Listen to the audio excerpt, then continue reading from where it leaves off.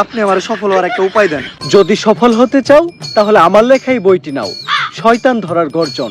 এই বইটি নেওয়ার সাথে সাথেই তোমার জীবনে থাকবে না কোনো অর্জন। আমি কথা দিয়ে কথা রেখেছি, শয়তান আসেনি তো ফিরে। আমি শয়তান তাড়ানো গল্প লিখেছি আমার সারাটি জীবন ধরে। আমি অন্ধকারে মোমবাতি জ্বালিয়েছি, তবুও পাইনি ভূতের খোঁজ। আমি ভূতের অপেক্ষায় ছিলাম, ভূত নিজেই হয়েছিল নিখোঁজ। শয়তান ধরার গর্জন, পৃষ্ঠা নাম্বার চুদলিংপং। বাবা এটা তো মন্ত্র না, ছন্দ কইলেন। মার্কেটে আপাতত ছন্দই চলে। বাবা বইটা একটা আমারও লাগবো, দাম কত এটার? মাত্র 1000 টাকা। ইয়ে 1000 টাকা দিয়ে আর কিনুম? 1000 টাকা হাতে নিয়ে ভূতের ডাক দিলে ভূত নিজেই চালতে লেগে পড়বো। 1000 টাকা দিয়ে বইয়ের দাম, এই বইয়ের বিশেষত্ব কি?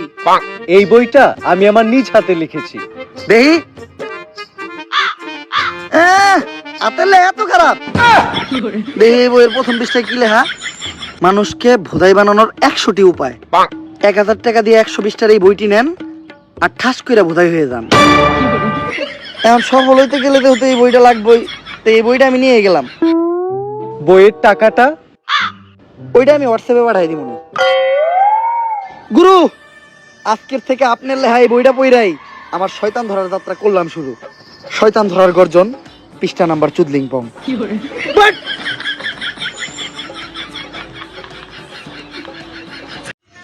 আসলে এই নাটকটার মাধ্যমে পুরোটাই মনে করেন যে থটস অফ বেলালেক বাজ দেওয়া হয়েছে, এবং থটস অফ বেলালের যে হৃদয় ভাঙা গর্জন বইটা ছিল, পুরোটাই বইটা নিয়েই মূলত নাটকটা করা, যেটা মানুষ দেখলে বোঝা যায় যে আসলে ওই বইয়ের বিষয়ে তারা উল্টো করে এটা